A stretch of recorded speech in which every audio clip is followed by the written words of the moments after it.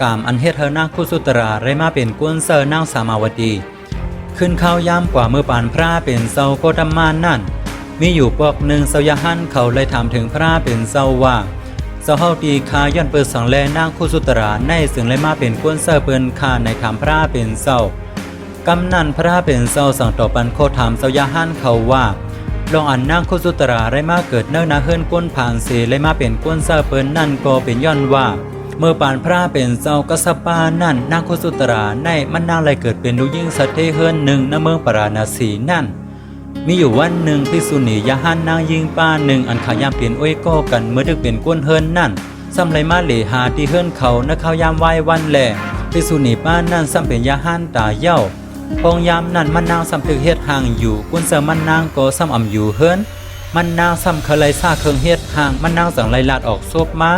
ย้อนเฮาภิกษุณียะหันนางยิงอันมาที่เฮือนเขานั่นซอยยิบซาเคิงเฮ็ดทางนั่นปันมันนางโวยมันนางก็อ่ำฮู้ว่าภิกษุณีป้าอันมาที่เฮือนเขานั่นเป็นยะหันตาเย้าเผอกำนั่นยะหันภิกษุณีอันมาที่เฮือนเขานั่นก็สังวนว่า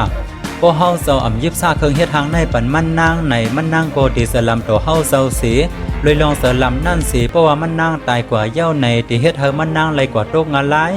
เวยกาสังว่าเฮาเซายิบซาเคิงเฮ็ดทางในปันมันนางสึงกามอันในก็วันดืนมือนานนั่นที่เฮ็ดให้มันนางเลยกว่าเป็นกุนเซอร์เปิ้นภิกษุณีป้านั่นก็เลยลองดูเขาสวยแถมมันนางสีสังวนแทงว่าลองอันมันนางเลยกว่าเป็นกุนเซอร์เปิ้นนั่นแค่นสีมันนางเลยกว่าตกงาลายอยู่เพราะว่าภิกษุณีป้านั่นว่าซึ่งนั้นเย้าสึงภิกษุณีป้านั่นก็สั่งยิบเอาซากเครื่องเฮ็ดทางนั่นปันมันนางกามันนางเสิงญาภิกษุณีผู้เป็นยาหันตานั่นเฮ็ดให้มันนางเลยเป็นกุนเซอร์เปิ้นมาหาบักซาดเย้า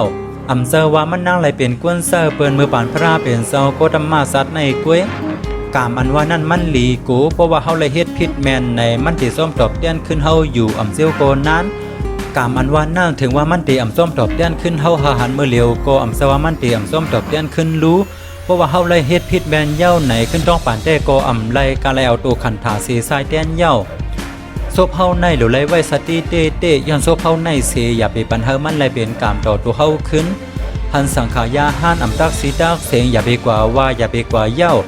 มังเมียวเฮาลาเย้าลาจอกลาโซโลเซเล่อำลีลาดอำลัดนั่นลีสีเปิ้นเย้าขวนว่าปืนหลอนไลลาดเนมาในที่บันตั้งหูทหารหลายๆก็เลยอยู่